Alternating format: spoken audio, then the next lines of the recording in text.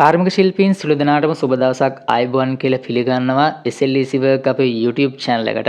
ඉතින් අද වීඩියෝ එකෙන් ඔයාලට පොඩි හැඳින්වීමක් කරන්න හිතුණා. ගෙදර වයරින් කරනකොට ප්‍රධාන earth wire එක අපි පොළොවට සම්බන්ධ කිරීමක් සිදු කරනවා. ඉතින් මේ earth wire එක පොළොවට සම්බන්ධ කරන්න යකඩ බටයක් හෝ තඹ කූරක් ආධාරයෙන්.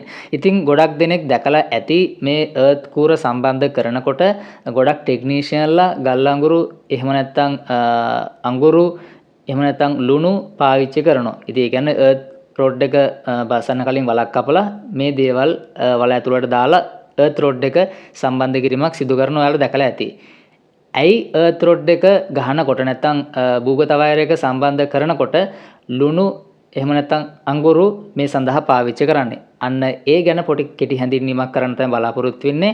ඉතින් මේ වගේ වීඩියෝස් බලන්න කැමති නම් අපේ channel එක subscribe කරන්න කියලා පුංචි ඉල්ලීමක් කරනවා. ඉතින් වැඩි විස්තර කතා අවශ්‍ය නැහැ. බලමු මේකට හේතුව මොකක්ද කියලා. ඉතින් මේ වැඩේ අරමුණ තමයි කාන්දුවන ධාරාව හෝ දෝෂ ධාරාව ආරක්ෂිතව බීමට මුදා හරින එක. ඉතින් ඒ කියන්නේ මේ විදුලි පද්ධතියේ දෝෂයක් වුණොත් විදුලි කාන්දුවක් වුණොත් භූගත වයර් එක හරහා ඉතා ඉක්මනින් පොළවට මේ කාන්දු වෙච්ච විදුලි ප්‍රමාණය ඉතා ඉක්මනින් ගමන් කිරීමක් සිදු වෙන්න ඕනේ. ඉතින් එතකොට තමයි ආරක්ෂාකාරීව මේ විදුලි පද්ධතිය වැඩ කරනවා කියලා අපිට කියන්න පුළුවන් වෙන්නේ. ඉතින් ඒකට පසෙහි සන්නායකතාව ඉතා වැඩි කරගන්න ඕනේ. එහෙම නැත්නම් භූගත ප්‍රතිරෝධය අඩු කරගන්න ඕනේ. earth pit එකට අඟුරු සහ ලුණු එකතු කරාම පසේ තියෙන ප්‍රතිරෝධය අඩු වෙලා භූගත ප්‍රතිරෝධය අඩු කරනවා. අපි දැන් බලමු මේක තව ටික දුරක් පැහැදිලි කරගන්න. භූගත ප්‍රතිරෝධය කියන්නේ මොකක්ද? මුලින්ම කියන්න ඕන මේ කියන්නේ ඉලෙක්ට්‍රෝඩේ ප්‍රතිරෝධය නෙවෙයි. භූගත ප්‍රතිරෝධය හැමතැනම සමානත් නැහැ. මේ භූගත ප්‍රතිරෝධය අගය රඳා පවතින්නේ ඒ ප්‍රදේශවල පසේ තියෙන ප්‍රතිරෝධකතාව උඩ.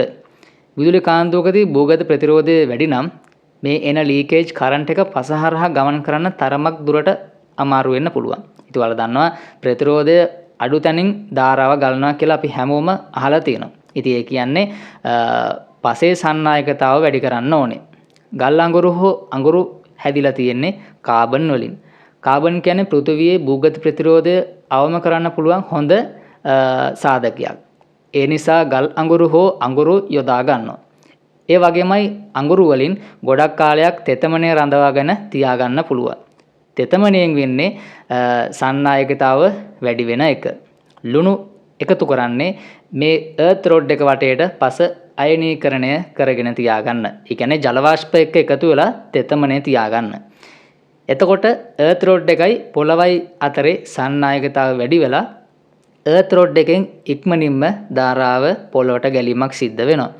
ඒ වගේම තමයි ලුණු සහ අඟුරු භාවිතා කරන එකේ තියෙන ප්‍රශ්නයක් තමයි දුර්වලතාවයක් තමයි ලුණු අඟුරු කියන්නේ පසට උරා ගන්න සංයෝග දෙකක් හින්දා නිතර නිතර මේවා යොදා ගන්න සිද්ධ වෙන එක.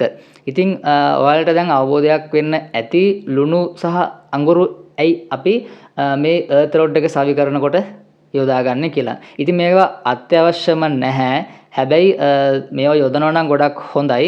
ඔයාලට earth rod එකක් එහෙම නැත්නම් earth pipe එකක් පොළොවට සවි කරනවා නම් ඒක පසෙහි පිහිටීම අනුව ඔයාලා තීරණය කරන්න ඕනේ මෙතන මේ කාර්යයට සුදුසුයිද කියලා. ඉතින් මම හිතනවා ඔයාලට මේ ගැන අවබෝධයක් එන්න ඇති කියලා. කිසියම් හෝ ගැටලුවක් තියෙනවා නම් අපිට කමෙන්ට් මගින් ඉදිරිපත් කරන්න.